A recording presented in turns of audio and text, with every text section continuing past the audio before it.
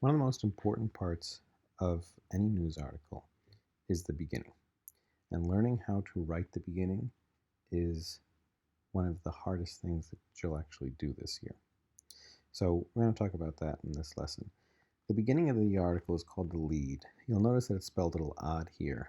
I think one of the reasons that journalists do this is just to distinguish the word lead, meaning the beginning of a news article, from other uses of the word lead, to make it clear to journalists that this is its own thing, that this is separate, that you want to view it as a kind of art form to master. Not all journalists spell it this way, but it's common enough that I like to use it. So there are different kinds of leads. We're going to talk about the hard lead today, which is kind of the basic one that you want to master first. And it really is a thing, the lead. You'll see here William Zinsser says the most important sentence in any article is the first one. If it doesn't induce the reader to proceed to the second sentence, your article is dead. It's pretty dramatic, but it's true. You want the opening to pull the reader in. You want them to either make them want to read more, or you want it to be so good that they don't need to read anything else because you've summed it up already right there. That's what a hard lead can do. Sometimes it's called the Associated Press or summary lead, but it's basically an opening of a news article that summarizes the key facts and the news details that the remainder of the article is going to explain with more context. It condenses everything into this tiny little paragraph. And the purpose of this is, yes, to pull you in, but also to really give you a sense of what the news is. If you're just reading through the newspaper and you read the leads of every article, you'll be pretty well informed. So it sounds easy, it's just a summary, but it's much more than that. There are some key tips that journalists over time have provided for writing leads. Keep it simple, keep the writing straightforward, don't try and be too fancy. There are some leads that will be more creative. We'll talk about them in a different lesson. But for the hard lead, you want that basic summary of what the article is. So keep it short, edit out unnecessary words, never begin with the date. So we want to avoid with, beginning with on September 1st at 8 a.m. this happened. Usually the news is written the day after, so we don't need to be too specific about the date like that.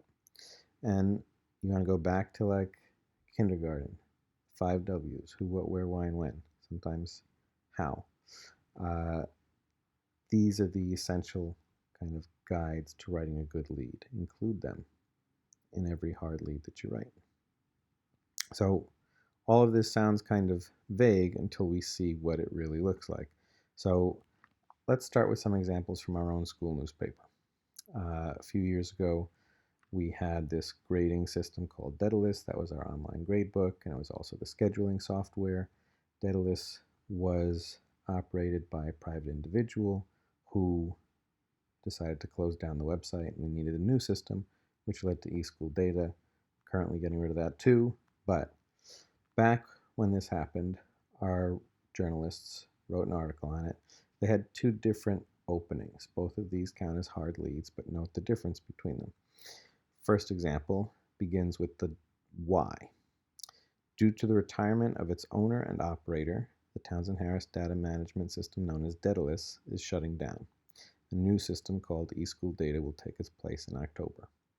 Now, if you want to learn all about why this happened, how it happened, and who's involved, and what the decisions behind all of this were, you can read the rest of the article. If you want to stop here, you know what's happening. But notice how this one begins with the why. Why did it close? Because the owner and operator is retiring. Look at this other example. By the start of October, eSchool Data will replace Daedalus as the data management system that Townsend Harris uses for grades and scheduling.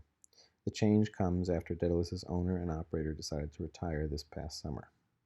Now, notice that both of these contain the same information, but subtle differences in the writing create a different effect for the reader. If we want to think more about our reader, what do they care more about in terms of this article? the reason that Daedalus is closing, or what's going to replace it.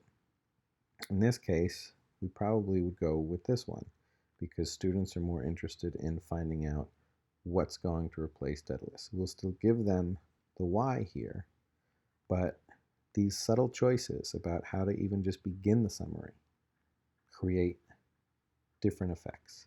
And you want to be really intense and kind of crazy about how you make these choices.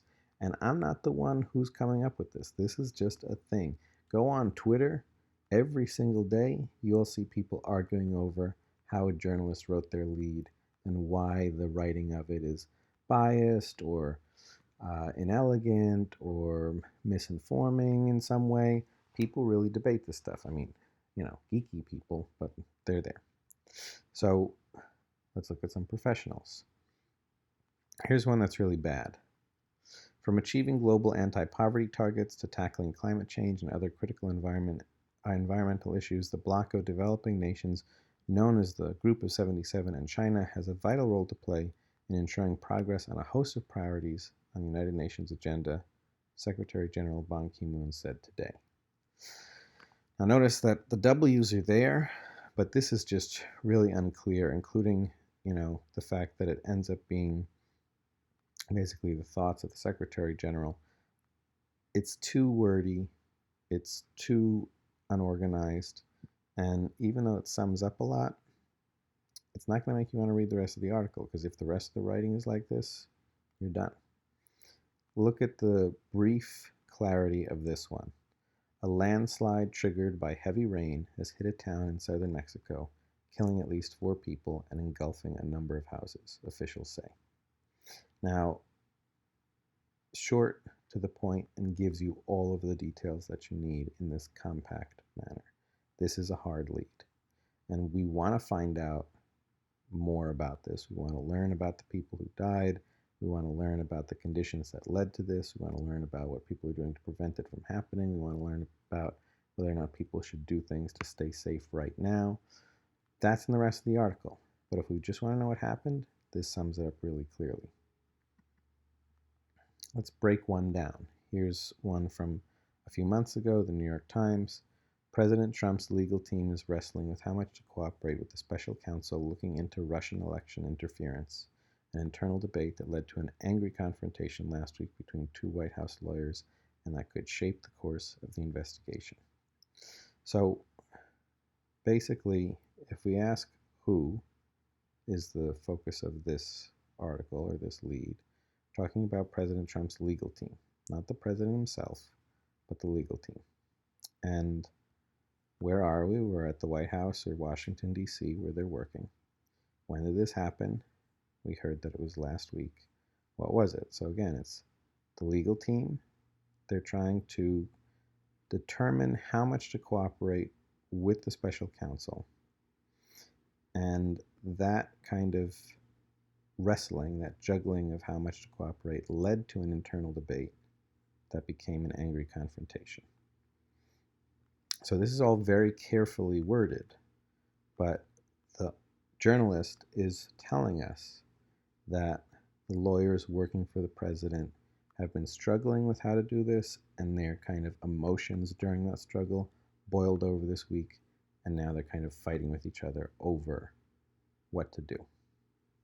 So why did that fight happen? Because they're wrestling with how much to cooperate with the special counsel. So even though this is short, sweet, to the point, this is a loaded lead. There's a lot of reporting that goes into this. The writer has to be sure that this happened, and then they have to be sure that this happened, and then they have to be sure when it happened. They have to know who the people are, and sometimes they're not telling us specifically who the people are because that's got to be a secret because of their reporting. But every word here is carefully chosen. And if we look at these hard leads in professional examples, even though that whole who, what, where, why, when, and why, who, what, where, why, and when seems like this kind of elementary school lesson, it's really important to this stuff. So the lead is something you have to continually work at this year. This author, John McPhee, says the lead, like the title, should be a flashlight that shines down into the story. A lead is a promise. It promises that the piece of writing is going to be like this. If you can write at the beginning of the article, be concise, have every word well chosen, be clear and communicate, you are signaling to your reader that they're in good hands. And so we're going to start right at the beginning of the year with mastering this. We'll talk about soft leads later on, which is another kind of lead that can be more creative and kind of more, I don't want to say flowery, but gives you more freedom to play around with things. But the hard lead, that concise summary of the key news details, that's where we begin. So when you come to class, what I'd like you to do is come with a draft of a lead for the article you're currently working on. Even if you're working in a group, which you should be, write your own lead for that article.